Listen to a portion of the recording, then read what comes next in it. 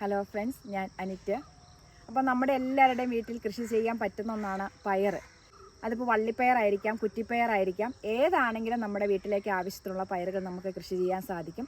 ഇതിപ്പോൾ നമ്മൾ നട്ടിട്ട് 70 ദിവസം, ഏകദേശം ഒരു 70 ദിവസം പ്രായമായതാണ്. നമ്മൾ നനച്ചു കൊടുക്കുന്നുണ്ട്. എല്ലാ ദിവസവും നനച്ചു കൊടുത്ത് കഴിയുമ്പോഴേക്കും ഇതെല്ലാം കയറി വരും. അത് മാത്രമല്ല, ഇതിൻ്റെ കൂടെ തന്നെ നമ്മൾ അടുത്ത തടം, നമ്മൾ ഇതിൻ്റെ നടുക്ക് ഇത് കണ്ടോ, ഈ 2 തടത്തിൻ്റെ നടുക്കായിട്ട് ഈ അടുത്ത ദിവസം തന്നെ ഇവിടെ തടം ഉണ്ടാക്കിയിട്ട് അടുത്ത വിത്ത് പാകാൻ പോകുകയാണ് ചെയ്യുന്നത്.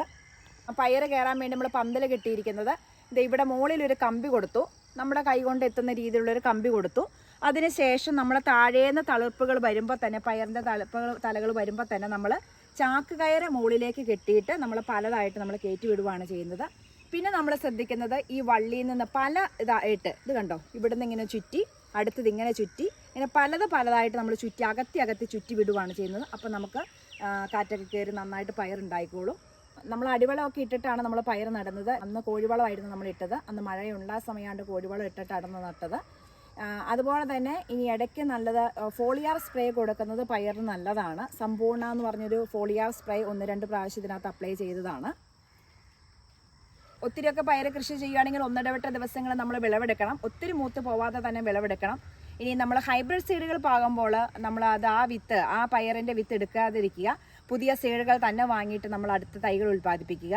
ഇത് നീളം പയറാണ്, വള്ളിപ്പയർ നീളം പയറാണ്, വള്ളിയായിട്ട് കയറിപ്പോകുന്നതാണ്. ഇത് കുറ്റിപ്പയറാണ്. പക്ഷെ നമ്മൾ കുറ്റിപ്പയർ എന്നാ ചെയ്തിരിക്കുന്നത് നോക്കിക്കേ, ഇത് നമ്മൾ വള്ളി കയറ്റി വിട്ടിരിക്കുകയാണ് ചെയ്യുന്നത്. ഇത് നോക്കിക്കേ, ഒന്ന് നമുക്ക് കയറി പോവുകയാണെങ്കിൽ നമുക്ക് പറിക്കാൻ എളുപ്പമുണ്ട്. ഒത്തിരി പയറൊക്കെ ഉണ്ടാകുമ്പോൾ നമുക്ക് പറിക്കാൻ എളുപ്പമുണ്ട്. അത് മാത്രമല്ല, കീടങ്ങളുടെ ശല്യം, അതുപോലെ തന്നെ ഉറുമ്പ്, ഇങ്ങനെയുള്ള കാര്യങ്ങളിൽ നിന്നൊക്കെ നമുക്ക് രക്ഷ നേടാൻ സാധിക്കും. കുറ്റിപ്പയറെന്ന് പറയുമ്പോൾ ആരും തന്നെ നമ്മൾ കയറ്റി വിടാൻ ശ്രമിക്കാറില്ല.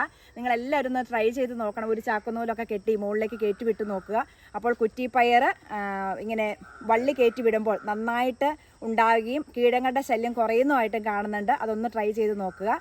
അപ്പോൾ നമ്മുടെ പയർ ചെടിക്ക് എത്രമാത്രം സംരക്ഷണം കൊടുക്കുക, അത്രമാത്രം നീളവും ചെയ്യുമ്പോൾ അതനുസരിച്ച് പയർ ഉണ്ടാവുകയാണ് ചെയ്യുന്നത്.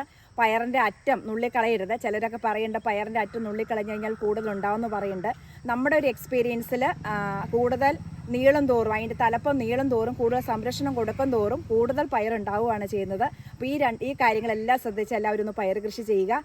ഈ സമയങ്ങളിൽ പയർ കൃഷി ചെയ്യാൻ പറ്റിയ സമയമാണ്. എല്ലാവരും ഒന്ന് പയർ കൃഷി ചെയ്ത് നോക്കുക. നിങ്ങൾക്ക് ഈ പയർ കൃഷിയെക്കുറിച്ചുള്ള വീഡിയോ ഇഷ്ടമായ ലൈക്ക് ചെയ്യുക. ചാനൽ സബ്സ്ക്രൈബ് ചെയ്യാത്ത കൂട്ടുകാർ ചാനലൊന്ന് സബ്സ്ക്രൈബ് ചെയ്യുക. മറ്റൊരു വീഡിയോയുമായി നമുക്ക് അടുത്ത ദിവസം കാണാം. എല്ലാവർക്കും നന്ദി.